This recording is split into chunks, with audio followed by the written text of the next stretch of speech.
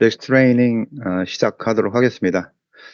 자, 오늘은 우리가 업무를 보는 데 있어서 많은 용어들과 또 많은 어떤 제도들이 계속해서 만들어지고 있고요. 그 와중에서도 이제 부동산 간접 투자 같은 경우는 그 리츠라든가 또는 사모펀드를 이용해서 투자를 한다든가 이런 것들은 많이 접해 보셨을 거라고 생각이 듭니다. 오늘은 그래서 이 부동산 조각 투자, 마찬가지로 이제 부동산 간접 투자 방법 중에 하나인데, 어떤 약간 기술적인 면을 좀 더해서 이 토큰 증권이라고 하는 것과 이제 부동산을 같이 접목을 시켜서 어, 그 간접 투자를 하는 그런 제도가 생겼습니다. 그래서 아마 작년, 재작년 이렇게 넘어오면서부터 많은 사람들이 회자가 되긴 했기 때문에 저희하고의 일이 관련성이 전혀 없는 건 아니겠고요. 그래도 어느 정도 관련성은 좀 있어 보이지만, 그래도 우리가 주업을 할 수 있는 건 아니지만, 그래도 이제 우리가 그 자산 관리 컨설팅이라든가 또는 부동산의 포트폴리오를 만든다든가라고 할 때 분명히 참고를 해야 될 부분이 없지 않아 있을 것 같기도 하고요. 또 그러면 이제 이렇게 부동산 조각 투자를 하는 그런 업체나 사업자, 네, 그네들을 상대로 해서 우리가 또 좋은 물건을 또 공급을 해줄 수 있는 그런 여건이 마련이 됐다고 판단이 됐기 때문에, 오늘은 이 STO의 토큰 정권을 이용한 부동산 조각 투자를 말씀을 드리겠는데, 깊게 들어가면 좀 복잡합니다. 그래서 어, 개념 정도, 그 다음에 또 용어 나오는 것, 그런 거 위주로 해서 살펴보도록 하겠습니다.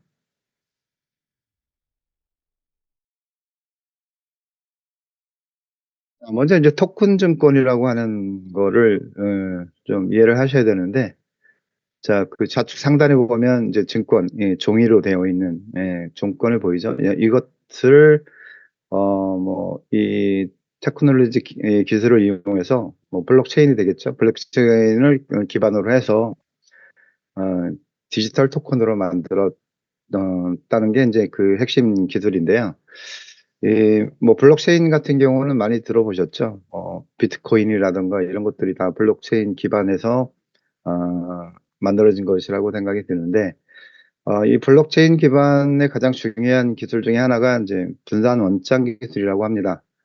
분산 원장 기술은 한마디로 말해서 어디 증권 같은 경우는 증권거래소에서 모든 데이터를 관리를 하죠. 근데 이 분산 원장 기술은 중앙 집중식 그 관리가 아니라 그 이 블록체인에 참여한 모든 업체 각각이 데이터를 관리하고 그거를 공유할 수 있는 그런 시스템이라고 합니다. 그래서 이 분산 원장 기술이라고 하는 게 암호화폐의 핵심 기술이라고 하고, 이런 것들을 블록체인이라고 한다고 합니다. 자, 그래서 이러한 기술을 이용해서, 자, 우리가 어떤 투자를 했을 때 그 투자금에 대해서 담보를 해야 되지 않겠습니까? 그래서 투자금에 대한 담보, 즉 옛날에는 이제 증권이 되겠지만, 이제 이것을 어, 그 종이로 되어 있는 게 아니라 인터넷 상에서 그런 어떤 디지털 토큰으로 어, 그거를 자기가 이제 그 담보를 받고, 또 그거를 또 팔기도 하고, 사기도 하고, 그런 어떤 구조라고 생각하시면 됩니다. 이 토큰 증권으로 거래할 수 있는 것들이 굉장히 많더라고요, 보니까. 그중에서 이제 우리하고 관련된 실물 자산, 부동산, 미술품, 이런 게 있고, 또 무형의 자산도 거래의 대상이라고 합니다. 그래서 저작권이라든가, 음악이라든가, 이런 것들. 예. 자, 그래서 이 토큰 증권의 관리는, 아까 제가 말씀드렸다시피 분산 원장 기술이 기반으로 해서, 이거를 이제 그 모든 사람들이 공유를 하고 있기 때문에, 예를 들어서, 뭐, 그럴 일이 없겠지만, 증권거래소가 그 메인 컴퓨터가 파괴가 됐다. 그러면 복귀하기가 굉장히 어렵겠죠. 근데 이런 것들은 분산 원장이라고 하는 것은 각각이 가까이 있는, 그러니까 참가자가 되겠죠. 투자자가 될 수도 있고, 또는 거래를 하는 모든 그런 어떤 관계자들 수도 있는데, 그네들이 스스로가 데이터를 관리하고 보유하기 때문에 그런 것들로 다시 백업을 할 수가 있다고 합니다. 예, 그래서 굉장히 보안성이 강하다. 나름대로는 이렇게 얘기합니다. 그리고 토큰 증권이라고 하는 거는 뭐 말씀드린 그대로 증권이라고 보시면 됩니다. 그래서 이거는 이제 법적인 보호를 받고 있는데요. 자본시장법상 증권으로 분류가 되기 때문에 예, 이 법적 보호를 받고 있다고 합니다.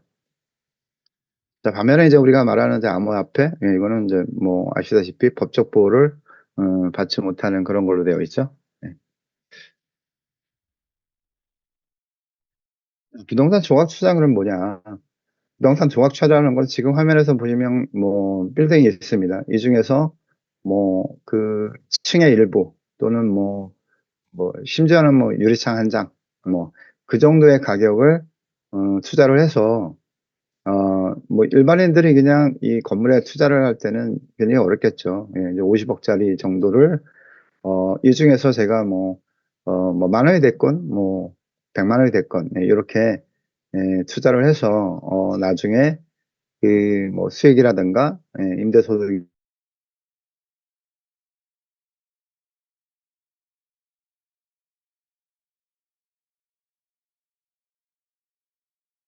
하는 용어를 쓰는데 이 규제 샌드박스라고 하는 건 뭐 샌드박스는 아시죠? 뭐 놀이터라고 생각하시면 됩니다. 아이들이 이렇게 뛰어놀 수 있는 그 모래더미 거기서 인제 자유롭게 뛰어놀아라라고 하는 측면에서 이제 용어가 생긴 것 같습니다. 그래서 특정 산업의 어떤 육성을 위해서 신규 사업자에게 뭐 기존의 규제가 없었겠죠, 이렇게는. 예.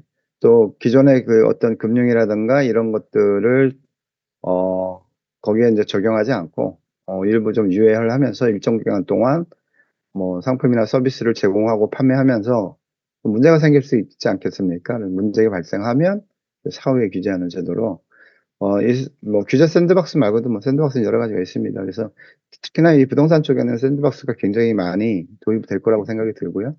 그래서 이 규제 샌드박스의 일환으로 이 부동산 조각 투자가 예, 법적으로 가능하도록 되어 있습니다. 조각 투자 사업 구조를 한번 보도록 하겠습니다. 자, 좌측에 인제 주택, 뭐 단순하게 빌딩만 거래하는 게 아니고 주택, 뭐 상업용 빌딩, 밀센터, 뭐 리테일, 데이터 센터 굉장히 많습니다. 예, 그리고 인제 이런 것들을 일단은 인제 이 조각 투자를 어 책임지고 이끌어가는 그런 어떤 회사가 있겠죠. 예, 발행사가 되든 아니면 뭐 그 나중에 나올 그런 어떤 회사들, 예, 그런 회사들이 물건을 선정하고 예, 일단은 매매 계약을 나중에 하겠죠. 예, 그래서 이 물건이 선정이 되면 이러한 업체들은 이제 이것을 뭐 50억, 아까 같이 50억 짜리를 뭐 한 주라고 표현할게요. 토큰 하나당 5만 원, 뭐 5천 원 이렇게 가격을 매겨 놓습니다. 그래서 이것을 공모를 하는데 일반 공모가 아니라 인제 이 발행사나 운영사는 플랫폼을 가지고 있어야 돼요. 이 플랫폼 안에서 공모를 하게 됩니다. 그래서 일반 투자자들 같은 경우는 처음에는 공모를 하게 되면 청약을 하게 되겠죠. 예, 청약을 하고 돈을 입금을 시키게 되면 투자한 금액만큼 토큰이 지급이 되는 그런 방법을 가장 이제 쉽게 할 수 있는 거고요. 또 이 공모 이후에는 그다음에 다시 이 플랫폼 안에서 투자자들끼리 서로 토큰을 거래할 수 있는 예, 그런 시스템이 로 이루어졌다고 합니다. 그래서 여기서는 이제 가장 중요한 건 뭐냐면 물건 선정이 가장 중요하겠죠. 예. 모든 투자에 있어서 가장 중요한 거는 물건을 어떤 물건을 선정하느냐, 또 이 물건이 얼마만큼의 수익이 나오고 또 나중에 차익을 벌 수 있느냐. 예, 그런 것들은 일반적인 우리가 부동산 업무에서 부동산을 투자를 를 위한 그런 어떤 중개를 할 경우에 예, 우리가 분석하고 판단하고 하는 그런 어떤 중요한 정보들을 바탕으로 한다. 즉 다시 말해서 조각 투자 또는 뭐 분산 투자 아니면 뭐 펀드 다 좋지만 그래도 가장 중요한 거는 물건이 어떠한 형태로 있고 물건에서 이루어지는 소득이 어떤가. 즉 다시 말해서 수익이 나오는 물건을 선정하는 게 가장 중요하다라고 보시면 될 것 같습니다.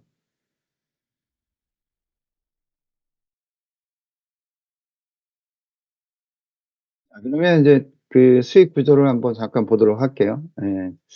그 기존의 그 부동산 간접 투자 상품 중에 대표적인 게 이제 리츠라고 하는 게 있고, 그다음에 이제 부동산 펀드. 뭐 이건 사모펀드 일 수도 있겠죠. 예, 근데 이제 부동산 펀드라고 하는 거는 사모펀드하고는 약간 달라서, 부동산 펀드 같은 경우는 뭐 밑에 나오지만, 법률의 어떤 규제를 받고 있습니다. 자, 이제 투자 대상 같은 경우는 부동산 조각 투자 같은 경우는 단일 부동산에 투자를 합니다. 이 특색이 뭐냐면 지금까지는 아까 제가 말씀드렸죠. 샌드박스 안에 있다라고 말씀드렸기 때문에 사실 어떤 법적인 보호 장치가 있다 하더라도 법적인 그런 어떤 모든 시스템이 완비가 되어 있는 건 아니라고 생각하시면 됩니다. 그렇기 때문에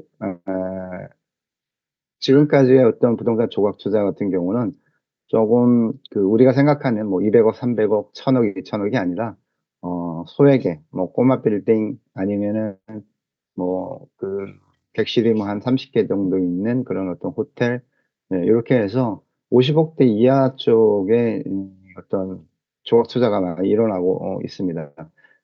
이것이 안정화가 되고 또 많은 사람들이 이게 그 신뢰성이 담보가 된다면 향후에는 이 조각 투자의 그 투자 상품의 금액이 굉장히 높아질 거라고 예상이 되어 있고요.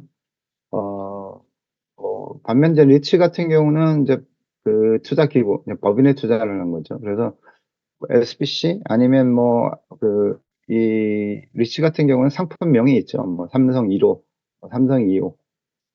네. 이렇게 되어 있는데 부동산 조각 투자하고 리츠하고의 그 차이점이 바로 이제 여기서 나타나는 건데요. 조각 투자는 아까 제가 말씀드렸던 대로 증권 형태로 거래가 된다라고 말씀드리는 리츠도 뭐 거의 흡사하지만 중요한 건 뭐냐면 부동산 조각 투자는 부동산을 투자자가 선택할 수 있다. 뭐 이런 겁니다. 지금 이 얘기는 뭐냐면 내가 이거를 부동산에 내가 호텔에 굉장히 메리트가 느껴서 여기다 투자하고 싶다 그러면 호텔을 주각 투자 받는, 그런 어떤 플랫폼에다 투자하면 된다 그런 얘기입니다. 근데 리츠 같은 경우는 물론 이제 미치스도 하나의 부동산, 뭐 상업용 부동산 하나만 이렇게 해서 리츠 상품을 만들 수도 있는데 어, 리츠 같은 경우는 대부분 여러 개의 상품을 같이 하나의 상품으로 묶어 놓는 경우가 있어요. 뭐 물류센터라든가 아니면 뭐 공장이라든가 이런 것들, 그런 것들을 하기 때문에 이 중에서 나는 뭐 건물만 투자해라고 하는 것이 안 된다. 그런 이야기고요. 예, 부동산 펀드 같은 경우는 보통 하나의 투자 상품, 하나의 부동산에 투자를 하는 그런 형태가 많이 일어나고 있고요. 투자 수익 같은 경우는 부동산 조각 투자나 리츠랑 같습니다. 배당 수익이라고 하는 것은 임대료가 나거나 수익이 생기면 월 임대료에서 배당이 나오겠죠. 그다음에 시세 차익 같은 경우는 뭐냐면 이 시세 차익이 이루어질 수 있다는 얘기는 뭐냐면 증권화되어 있기 때문에 그런 거예요. 처음에는 토큰 하나를 500원에 샀는데 이것이 뭐 배당 수익이 높다 보니까 500원에 거래된 게 700원에 거래됐다. 그러면 이제 프리미엄을 받는 거겠죠. 그래서 증권하고 똑같이 생각하시면 됩니다. 그래서 이제 시세 차익이 발생을 할 수 있는 거고요. 그다음에 이제 당연히 이제 매매 차익이 발생을 하겠죠. 부동산을 처분함으로써 나타나는 그런 어떤 이익, 이것도 투자자의 수익으로 돌아오고 있다라고 하는 겁니다. 자, 근데 이제 반면에 이제 부동산 펀드 같은 경우는 증권을 서로 사거나 팔거나 하지는 않기 때문에 그 부분만 좀 누락이 되어 있고요. 그 부동산 조각 투자 중에서 이제 중도환매인데 이 부동산이 갖고 있는 최대 그 맹점이 바로 이 황금성이 떨어진다 그런 거죠. 그렇기 때문에 그 많은 사람들이 간접 투자에 이제 투자를 하고 있는 그런 형태를 보이고 있는데요. 부동산 조각 투자 같은 경우는 당연히 중도 환매가 가능하죠. 플랫폼에서 항상 서로 팔고 사고 뭐 이런 것들이 이루어진다라고 하는 거고요. 리츠 같은 경우는 뭐 유형에 따라서 그렇게 되는 것도 있고 뭐 될 수 없는 것도 있다고 합니다. 부동산 펀드는 판매는 불가하죠. 그 적한 만약에 5년 안에 우리가 5년 동안 보유하겠다 그러면 5년 동안 환매가 불가하다 한다 그렇게 생각하시면 될 것 같고요. 자, 법률 같은 경우는 부동산 조각 투자 같은 경우는 신탁법, 그다음에 자본시장법, 예. 그다음에 리츠는 부동산 투자 회사법, 부동산 펀드는 자본시장법의 규제를 받는다 이렇게 되어 있는데, 자 우리가 이제 이렇게 생각하니까 여기서 조금 그 정리를 좀 할 필요가 있는 게요. 부동산 조각 투자는 아무나 할 수 있느냐? 아무나 할 수가 없어요. 부동산 조각 투자를 투자 사업을 하려고 하면 금융위원회에서 허가를 받아야 돼요.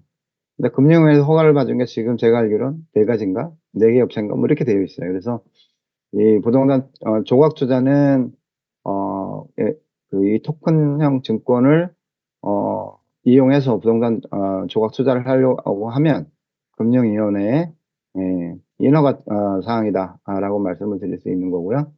예, 반면에 이제 그 어떤 많은 지인들이 뭐 다수의 지인들이 모여서 빌딩 하나를 산다라고 하는 것도 뭐 조각 투자가 되는 거죠. 근데 그렇게 될 경우에는 이분들은 그냥 사모펀드가 되는 거죠. 그래서 뭐 아는 지인들 10명이서 100억짜리를 샀을 때 10억씩 모였다 그러면 그 10억에 대해 담보를 어떻게 할 것이냐. 그러면 이제 뭐 등기부등본상에 뭐 10명이 공유지분을 갖고 있든지, 아니면 뭐 10층짜리다 그러면 1층은 A, 2층은 B 뭐 이렇게 해서 다시 또 이렇게 그 구분 건물로 만든다든지, 그렇게 할 수밖에 없는 거죠. 그래서 부동산 조각 투자를 하는 방법은 뭐 이거 말고도 있겠지만, 그래도 STO를 이용한 부동산 조각 투자는 금융위원회의 허가를 받아야 된다. 그렇게 이해를 해주시면 될 것 같고요. 세공제 같은 경우는 부동산 조각 투자 같은 경우는 취득세가 없다고 합니다. 그다음 배당소득세, 양도소득세가 발생합니다. 이렇게 반해서 리츠 같은 경우는 취득세가 발생을 하고 있습니다.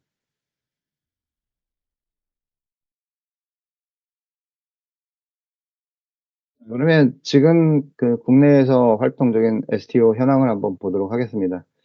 자, 여러분들도 많이 얘기 들었죠. 카사라고 하는 거는 르센트 블록, 뭐 세종텔레콤, 펀드블록 글로벌, 이거는 이제 회사 이름인데 우리가 이제 많이 듣는 거는 뭐 카사, 소유, 비브릭, 뭐 펀드블록, 이것이 이제 서비스 명칭인데, 이 카사나 소유 같은 경우는 뭐 1카사, 뭐 3카사, 100카사, 즉 단위로 또 표시가 되고 있기도 합니다. 그래서 뭐 1카사 하나에 그러니까 토큰 하나를 1카사라고 보면 1카사가 500원, 뭐 10,000원, 뭐 이렇게 그 화폐 단위를 이제 그 대신해서 쓰고 있는 그런 어떤 용어로 생각을 하셔도 되겠고요. 그래서 일단은 이러한 카사나 소유, 뭐 비브릭 얘기는 틀리지만 운영하는 회사는 루센트블록이라든가, 카사는 그냥 카사가 회사가 있고요.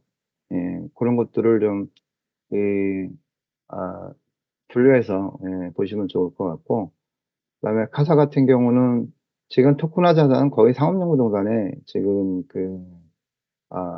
다 편중이 되어 있는 걸 볼 수 있습니다. 왜냐하면 이 조각 투자의 가장 장점 중에 하나가 바로 이 임대소득을 내가 일정 부분 가져올 수 있다라고 하는 부분, 그 부분이 큰 메리트가 있기 때문에 상업용 부동산 같은 경우는 당연히 임대료가 발생을 하겠죠. 자, 그다음에 샌드박스, 아까 제가 말씀드렸죠. 샌드박스 여부라고 되어 있는데, 지금 카사나 리센트 블록이나 펀드 블록은 이제 금융위원회에서 샌드박스로 허가를 받았어요. 그 다음에 이제 이 텔레콤 같은 경우는 이제 중소벤처기업부에서 샌드박스를 허가를 받은 상태고요. 자, 이제 공모상품 같은 경우는 한번 보도록 할게요. 카사 같은 경우는 아마 제일 먼저, 제가 알기로는 제일 먼저 이 조각 투자에 뛰어든 업체로 생각이 드는데, 이 회사가 이제 투자한 그 공모상품은 뭐 커머스 빌딩이라든가, 뭐 호텔, 루릿이라든가 또는 뭐 물류센터, 이런 쪽에 있었고요. 그다음에 작년에 좀 많이 화제가 됐던 이제 루센트 블록의 소유라고 하는 그런 어떤 서비스 명칭을 가진 이 상품인데, 저도 이제 뭐 유심히 쭉 지켜보고는 있는데, 이제 시화연통이라고 하는 게 사실 굉장히 큰 반향을 좀 일으켰던 것 같아요. 그래서 뭐 시화연품 같은 경우는 제가 알기로는 뭐 정확히 기억은 안 나지만 투자 금액은 20억인가요? 뭐, 이 정도. 굉장히 좀, 어, 많이, 큰 금액은 아니었던 것 같은데, 이게 이제 전주에 있는 숙박시설이었던 것 같아요. 그래서 한옥 비슷하게 이제 숙박시설인데, 이 친구들이 이거를 매입을 해서, 이거를 펀드로 만들어 놓고, 예, 토큰형, 증권으로 만들어 놔서, 요거를 공모를 했는데, 뭐, 하루도 안 돼서 다 완판이 됐다고 얘기합니다.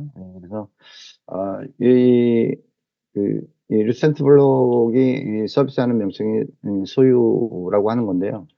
그래서 지난 한 해, 굉장히 큰, 이, 부동산 간접 투자 시장에서 한번 바람을 한번 불켰던, 그런 기억이 좀 있습니다. 또 이 밖에도 뭐, 제일 먼저 한 건 한국 다운타운어라고 있어요.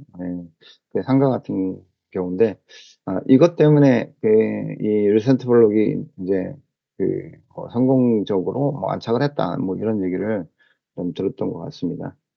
그 다음에 이제 비브릭이라고 하는 거는 이거는 그 부산 지역에서 많이 했던 것 같아요. 그래서 부산 지역에 뭐 초량의 뭐 MDM 타워 이거 지금 하나로 알고 있는데 뭐 또 조만간 새로운 상품이 나올 수 있겠죠. 그 다음에 이제 특이한 게 이제 이 펀드 블록인데요. 이 펀드 블록 같은 경우는 처음에 조각 투자를 롯데월드 시그널 타워에 있는 방 한 칸이었어요. 방 한 칸을 사서 그거를 조각 투자 형태로 공모를 했고, 그 다음에 이 방 한 칸을 제가 알기로 잘 기억은 안 나는데 건설회사인가요? 거기서 임차를 했다고 합니다. 근데 임대료가 굉장히 높더라고요. 수익률이 굉장히 많이 나왔어요. 그래서 이제 그렇게 해서 이제 투자를 하는, 그러니까 즉 다시 말해서 건물 하나 전체도 가능하겠지만 이렇게 해서 뭐 같은 경우는 호실 하나, 예. 그러니까 롯데월드 시그널 안에 있는 어, 레지던스 같은 경우는 굉장히 비싸요. 이것도 뭐 한 30억대, 20억대 이렇게 가죠. 그걸 투자해서 거기서 장기 임차인, 우량 임차인을 집어넣고 다달이 안정된 수익을 확보해서 이거를 투자자한테 돌려주고 있는 그런 상황이고요. 최근인가요? 해운대 LCT도 이제 마찬가지로 이 펀드블록에서 어, 공모로 상품으로 만들었다고 합니다. 자, 그래서 이제 유동화정태 같은 경우는 카사 같은 경우는 처분 신탁, 그다음에 이제 세종텔레콤만 부동산 펀드인데요. 예. 자, 이렇게 해서 이제 샌드박스는 또 나오네요. 약간 좀 중요합니다. 그래서 자, 그러면 이렇게 국내에서 앞으로 부동산 간접 투자의 그런 어떤 영역이 넓어지고 또 안정화가 되고 법적인 그런 어떤 그 어, 보호를 받고 있다면 향후에 좀 더 많은 그런 어떤 시장이 열릴 거라고 생각이 됩니다. 개인적으로는. 자, 그러면 이제 우리가 중개하는 입장에서는 그러면 어떻게 될 것인가? 사실 부동산 조각 투자를 한다고 해서 우리가 거기에 직접 뛰어들지 않으면 뭐 중개라든가 이런 거 하기는 이제 이 소액 투자자하고 연결을 하거나 이렇게 하기는 좀 어렵겠죠. 그래서 반면에 저는 이렇게 접근을 한번 해봅니다.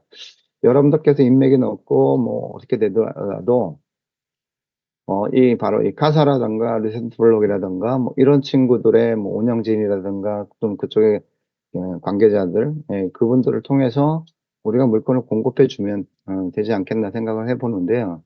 자, 이럴 경우에 이제 한 가지 좀 유념할 게 좀 있습니다.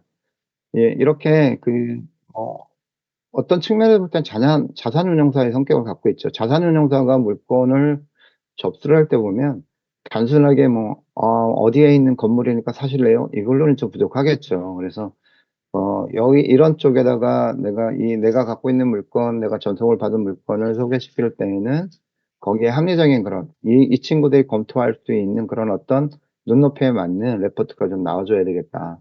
자, 그러다 보니까 뭐 당연히 일반 정보라던가 뭐 소유권에 대한 정보는 물론이겠거니 제일 중요한 게 바로 이 수익률이거든요. 수익이 어떻게 나오는가. 또는 뭐 이거 단순하게 이런 것들은 음, 그러니까 수익률 계산에서 그치는 게 아니라 이제 수지 분석까지도 해주고, 예, 그런 것들만 좀 해서 이 친구들이 자기네 노력 없이 그래도 이제 그 어떤 수지 분석이나 아니면 투자성 적합 판단이나 이런 것들이 객관화돼서 우리가 물건을 주게 되면 어, 일반인들이 그냥 뭐 이거 괜찮으니까 검토해 보세요라고 하는 것보다는 우선순위에 있겠죠. 그래서 자, 이러한 그런 어떤 조각 투자라든가 또 향후에 또 다른 어떤 그 부동산 그 파생 상품 또는 뭐 부동산 간접 투자 상품이 나온다 하더라도 어 그렇게 나오면 나올수록 그거를 취급하고 다루는 것들은 이제 우리의 본연의 업무잖아요. 그래서 그런 사람들한테 물건을 공급해주고 또 문건을 공급해 주는 게 그치는 게 아니라 뭐 어떤 수지 분석도 하고 예, 타당성 검토도 해준다고 하면 우리 그 리맥스의 위상도 올라갈 것이고 또 그 일을 업무를 보는 에이전트 여러분들께서도 아 진짜 전문가가 다운 게 일을 한다 라고 생각이 되어질 겁니다. 예. 자, 뭐 오늘은 뭐 그렇게 낯설지 않은 용어들입니다. 향후에 이제 우리가 많이 볼 수밖에 없는 부동산 간접 투자 상품, 예, 조각 투자에 대해서 알아봤고요. 이제 곧 그 설 명절이 시작이 됩니다. 네, 새해 복 많이 받으시고요. 다음 시간에도 제가 진행을 할 건데, 다음 시간에는 아까 잠깐 언급했던 그 리츠 상품, 예, 리츠에 대해서 어떻게 투자를 하느냐에 대해서 제가 다음 화요일 날 다시 또 여러분들을 만나 뵙도록 하겠습니다. 자, 새해 복 많이 받으시고 건강하십시오. 이상 마치도록 하겠습니다. 고맙습니다.